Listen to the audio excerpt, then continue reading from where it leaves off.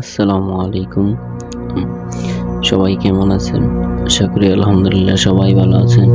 আমি আপনাদের সামনে আবারও আরজে মারুফ হাসান চ্যানেলটিতে নিয়ে আসলাম বৌথ হিস্টোরির একটি কাহিনী, পুরনো কাহিনী এবং কি কাহিনীটা আমার সাথে ঘটে যাওয়া একটি ভৌতিক কাহিনী আপনাদের সাথে তুলে ধরার চেষ্টা করব।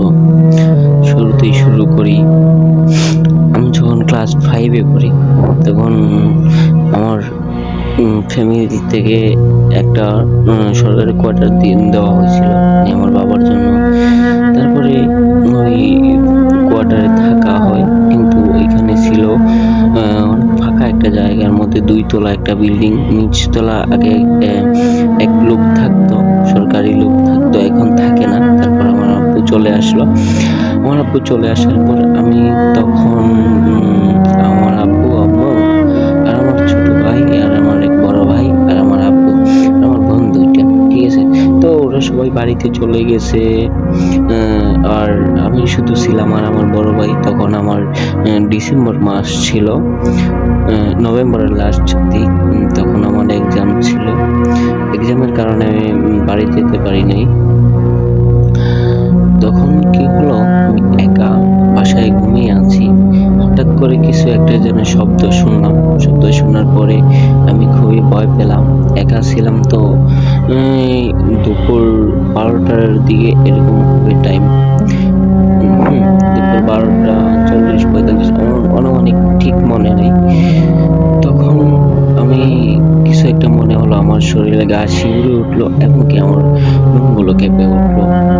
তারপর আমি কি করলাম, আমি উঠলাম, লাফ দিয়ে উঠে ভাই একটু হাঁটলাম, হেঁটে দেখলাম যে কিছুই নেই। তারপরে আবার শুয়ে পড়লাম। এখন শুয়ে পড়ার পর আমার ঘুম লাগছিল।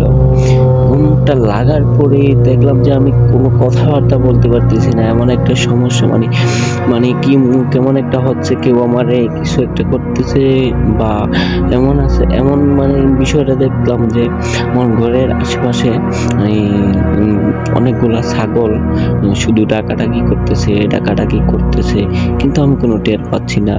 বলতে কি, আমি কথা বলতে পারতেছি না। আমি ঘুমের মধ্যে দেখতেছি যে লাফ দিয়ে উঠি, কিন্তু আমি ছাগলগুলারে দেখতে পারতেছি না। কিন্তু কানের মধ্যে অতিরিক্ত আওয়াজ আসতেছে, আমার 2 কানে অতিরিক্ত আওয়াজ আসতেছে, মে মে করে এরকম আওয়াজ। তারপর যখন আমি